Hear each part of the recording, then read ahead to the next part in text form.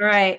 I found that it works better to do 20, 30 minutes of a video at once so I don't lose you or myself. I can only sit and talk to myself so long. So, this is the fourth part in a series on how to do interval training correctly. So, I put together notes in 3 different blogs, and you can go to debbiepots.net. Are you doing interval training correctly? And talking about how you should do them, why, when should you start doing them? Should you build a base first? What are the benefits for the mitochondria if we're focusing on improving how we age at a cellular level, is what I'm focusing on, to be fit and healthy from the inside out at a cellular level. We want to work on the mitochondria. Now, just review mitochondria as on the screen: energy production, fat oxidation, good for long distance endurance. And you don't have to be racing. It's not endurance athletes. You don't have to be doing an Ironman or marathon, but the endurance race of life. We need to have some endurance to be able to go long distance if needed, as well as we need to be able to sprint in emergency or threat when needed. So we need both, right? So we want to get a robust system that we're able to meet the demands of different energy levels at all times and respond to acute stress and avoid those chronic stressors by mixing things up a little bit and working on each energy system. As we discussed in the previous video, every heart zone, if we do a 5-zone training, is beneficial. They have different benefits. And so if we want to focus on the mitochondria part of it, and we want to look at how do I improve the aging process, we hear about the VO2 max, grip strength, having that muscular strength as we get older, mobility, flexibility, but also metabolic health and looking at our ability to burn fat at rest and during low intensity levels as zone 1 and zone 2. So we need to have the ability to sprint and be able to tolerate those higher heart rates and the recovery. But you can also get benefits from for mitochondria and AMPK pathway. We talked a little bit by doing fasting, ketosis, red light therapy, different nutrients. So if you don't do HIIT training or you don't like it, and strength training, we can do it once a week, but making sure we're improving that AMPK pathway for the metabolic health part of it by adding in more of a 16-8 fasting window, maybe once a week, and cycling your carbs lower when you're not exercising, and then placing them in around a high intensity workout. So we're getting strategic carbohydrate timing, keeping note of the word carbohydrates are coming from nature, not processed crap. So we want to build our endurance up, build our base. And so we have ability to improve our mitochondrial health, improve fat oxidation, and improve this metabolic crossover point. So let's hop into this summary chart. Zone 2 and even zone 1 is where you're burning mostly fat. The purpose is here to increase your mitochondrial density and increase fat oxidation even at higher intensity. So you can go faster and faster. What Phil Maffetone taught us 30 years ago, that max aerobic function heart rate, where you're able to burn the most fat and you want to get faster at this heart rate. So say my peak fat burning heart rate is 120 heart rate. I want to be able to run a 11-minute mile and then a 10-minute mile, and then be able to do an 8-minute mile and burn mostly fat. So training at this, it might be once a week, it might be 3 times a week. It depends on you. And if we do Panoe metabolism testing, looking at what we identify are your limiters, what's holding you back from performing your best in life and sports. So, and then just hopping back to mitochondria function, for these benefits, we want to enhance mitochondria biogenesis as we focus on improving the aging process.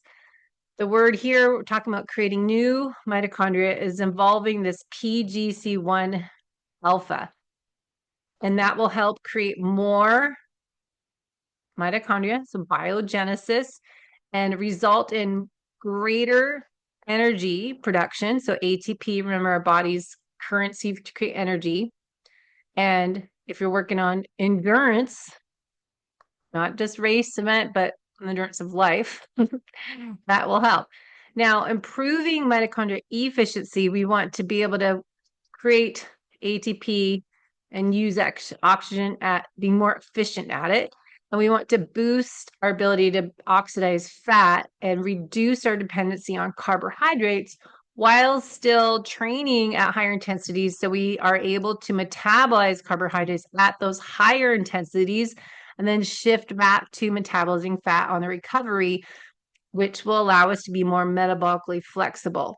So using PNOE testing or another type of VO2 peak or VO2 max testing is the best way to test and not guess how you right now for the next 1 to 3 months should be training, should be eating, and lifestyle habits, supplement products that you may need to add in to boost up your limiters to bring your body to functioning at optimal level. And so we're working on finding what's out of balance and give that support, so we're all creating this symphony working to create metabolic harmony. And we don't know what's holding you back, what's your limitation, what system needs a little rebooting until we can identify that with testing. So if you're trying to lose weight, we were looking at resistance training, cardio training, and interval training, and then going into the VO2 max, or you're looking at peak VO2 and peak heart rate. So we're looking at what's missing, metabolic health issues, if you have poor energy, low fat oxidation, insulin resistance, poor exercise tolerance, chronic inflammation. So we're identifying these issues with testing. As a VO2 max, I just said PNOE will help us identify your RER, respiratory exchange ratio. So that's your fat to carb, ventilatory thresholds to allow us to identify metabolic flexibility, endurance, and recovery, mitochondrial efficiency. We can also dive in a little deeper, do organic acids test, an oats test is called for short, and that's going to help us look at your metabolites and mitochondria function, as well as a GI stool test, look at the gut microbiome and look at the connection to your mitochondria, microbiome health, Dutch test to look at your hormones, cortisol, DHA, and cellular stress. And then we can look at blood sugar, CGM, your fasting insulin, A1C, looking at your amino acids, B vitamins, CoQ10, magnesium, and fatty acid balance, your omega-3s to omega-6. So solutions, I'll go back to where I was on this other blog, but here's what we're talking about today. How do you improve mitochondria function and metabolic health? So we have creating new mitochondria. How do you do that? So this is what I want to focus on today. Zone 2 training, but do not use percentage. That's just guessing. You don't really know unless you test your peak fat burning, or I would suggest Maffetones 180 minus your age, staying below that number. So say that you are 50, 180 minus 50 will be your number, 130. So you train, say 110 to 130 heart rate. And then you can figure out more in another video on Maffetone training, max aerobic function heart rate, when to add in speed work when you're not getting the benefits anymore, not getting faster at that heart rate. Now, zone 2, we'll go back to the chart, the other page. Fasting, as I said, stimulates AMPK and PGC1 alpha. But if you are exercising, remember, don't do both. You're doing exercise or zone 2. I don't suggest. What we learned the last 5 years is that we don't need to stress our body. There's too much on our stressors to be chronic. We're adding too much to the beaker of stress. So strength training improves mitochondrial density in the muscle. Now, how do we get rid of the dead, dysfunctional, unproductive mitochondria? How do we get rid of them? Well, HIIT training, sprint interval training, what we'll get to too in that chart, activates autophagy. So when I read this kind of stuff, this is how I continue going down another rabbit hole, because to me, I want to understand the mechanism of action. All right, HIIT and sprint training activates autophagy. How does that work? So if you're like me, that's why all these videos kind of come from, is that I'll hear something as that, and then, all right, here's another video. I need to deep dive into autophagy and actually how the mechanism of action is for that. Now, cold exposure activates UCP1 and helps increase brown fat. So brown adipose tissue has more mitochondria in it. Ketogenic and fasting, that increases autophagy we talked about. And then polyphenols, quercetin and curcumin, do help with dysfunctional mitochondria, getting rid of them. And we can go into how that works. I need an expert on the show to talk about that more. So how do the mitochondria work? Well, we want to support them with the nutrition. So eating a nutrient-dense diet, getting your organ meat, getting your meat, because that's where all these ingredients are. And then supplement what you're not able to do with real food. Like I don't do organ meat, so I have to take a capsule, or I have some supplements with L-carnitine in it. Now, red light therapy, I do a few nights a week. I should do it every day, but realistically, most days a week, say 4 days. That helps with ATP generation, electron transport chain efficiency, and breath work I do when we do our stretching routine, focus on breathing. I'm trying to do better, focus in the sauna. I'm in sunlight sauna, do the breath work there. So stacking breath work with stretching or sauna work works for me. Now, maximizing ATP output longevity markers, we'll look at these guys. VO2 max training is what we'll talk about next. Sauna therapy increases the heat shock proteins. And hormesis is acute stress as fast and cold exposure. So this is where we get in trouble because we think more is better, but the benefit of something is the dose. What is the minimal effective dose? But also, what is the dose that's just the acute stressor to the body that creates that benefit? So, training protocol based on your test results, we identify your peak fat burning, your metabolic crossover point. If you have low VO2 max, well, do we need to add in HIIT training? Do we have low fat oxidation early on and we need to work on mitochondria? If we have poor recovery from the high heart rate at the very end of the test to when we measure recovery, we need to work on mitochondria, but also breath work. And we can also look at what are your limitations? Is it because the way you're doing interval training now is not correct? So functional support, we can do lab testing. Do you need support? Probiotics, short chain fatty acids, getting that butyrate helps the mucosal layer. Do we need to support leaky gut? Mitochondria, cofactors, making sure we get that magnesium as I do the bio optimizers, magnesium at night. B vitamins, I'm taking this live-on liposomal delivery system in the morning. And then CoQ10, ALA, I'm not taking it. I need to order my organ capsules again, and that can be in there. Blood sugar control, and then lifestyle, sleep, cold and hot we talked about. So looking at this holistic approach, really important part. So test and not guess.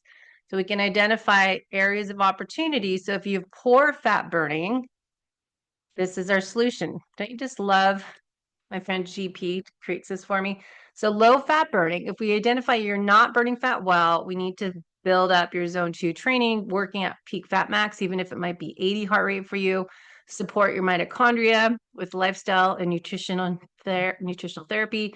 If your peak VO2 max is low, peak VO2, poor endurance, early fatigue, you get fatigued early on, maybe we need to add in some HIIT training. And we'll talk about what that looks like for you based on your test. If your core high intensity tolerance you can't sustain once we get up to zone 4, that's when we need some HIIT and SID training.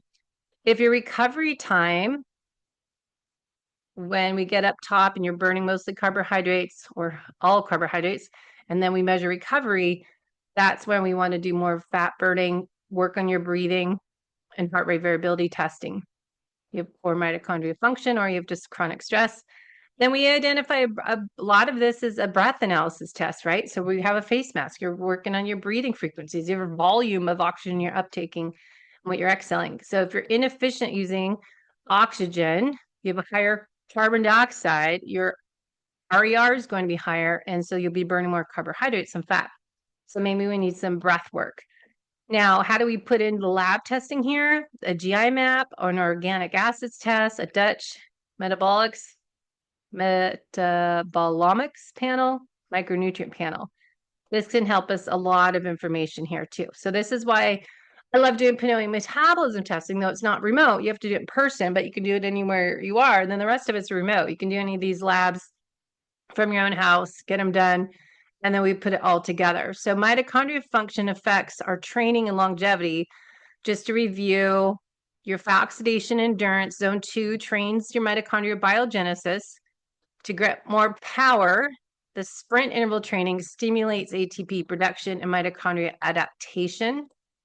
And then the recovery and longevity, mitophagy clears the damaged mitochondria. So the recovery, longevity, we need to get rid of the dead cells. So having this, creating new mitochondria, getting stronger mitochondria, and then getting rid of the dead ones. Now, the testing, as we said, if we have a low VO2 max on the PNOE test, that's a clue towards mitochondrial dysfunction.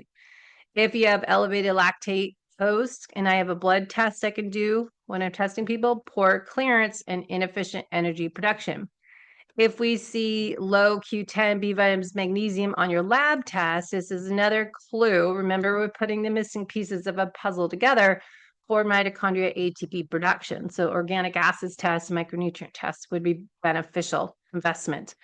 If you have chronic fatigue and slow recovery, I would do a Dutch test for sure and look at mitochondria function along with the organic acids test. So we can see all this on the test. Now, how to improve mitochondria.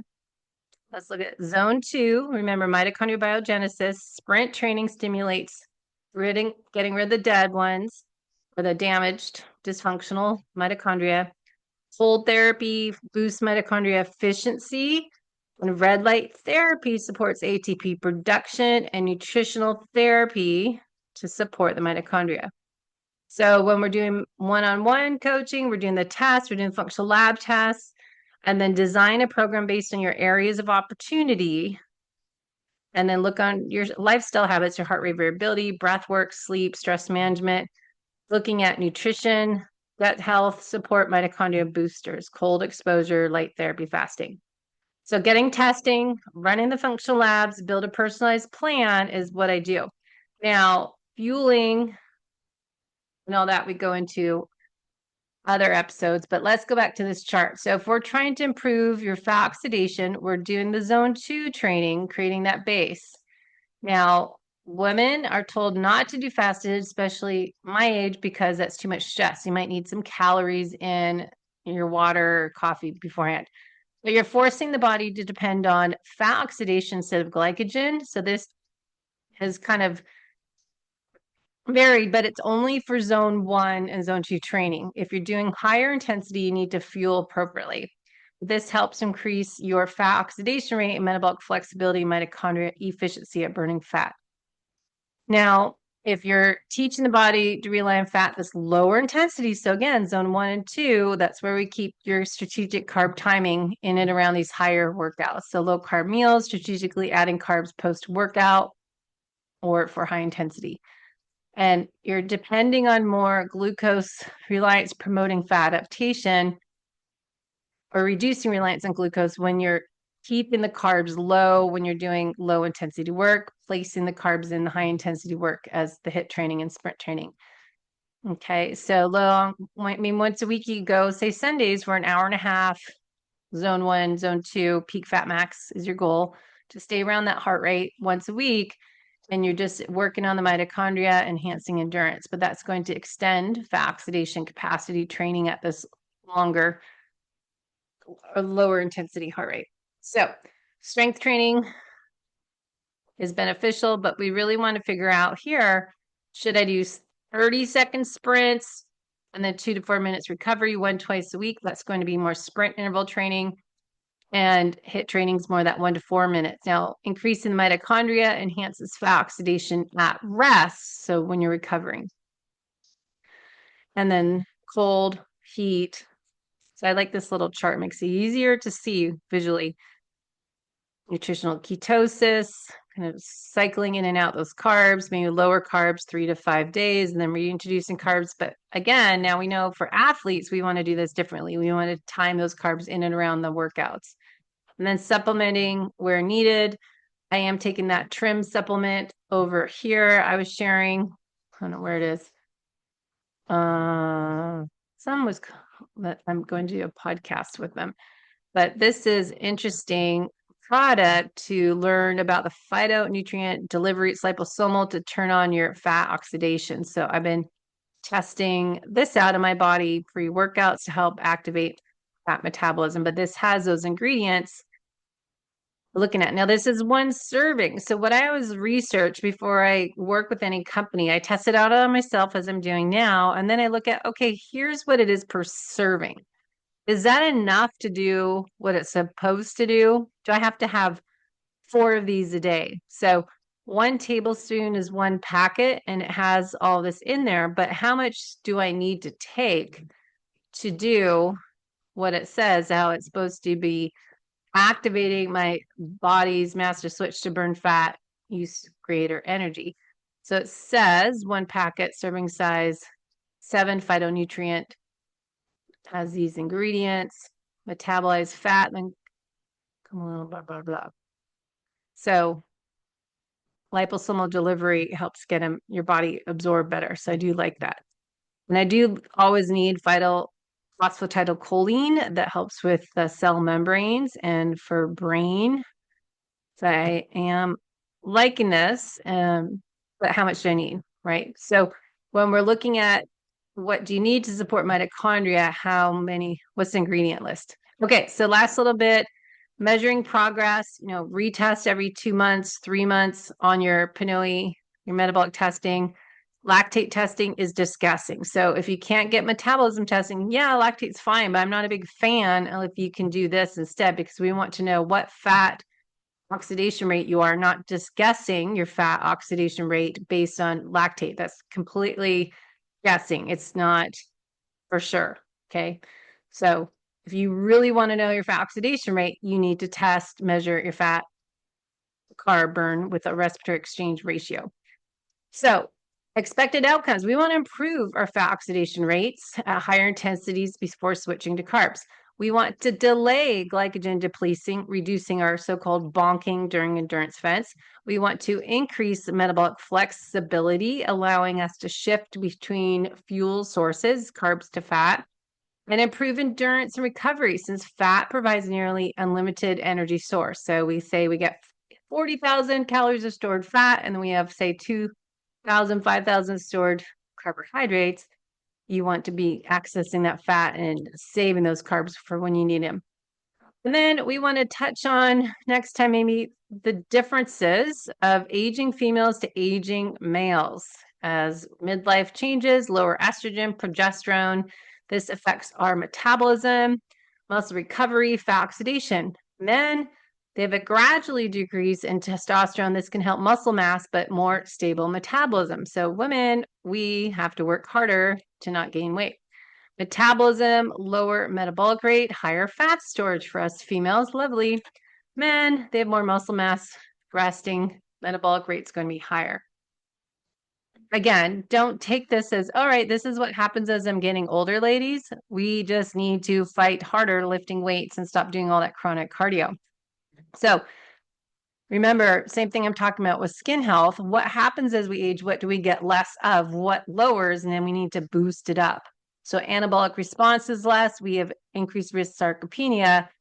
Men also do have slower muscle loss, better retention lean mass, but women, you can do something about this. This isn't lower metabolism rate. I mean, all these things on the left side for women, you can add in hormone replacement. You can speed up your metabolism by lifting weights and eating protein.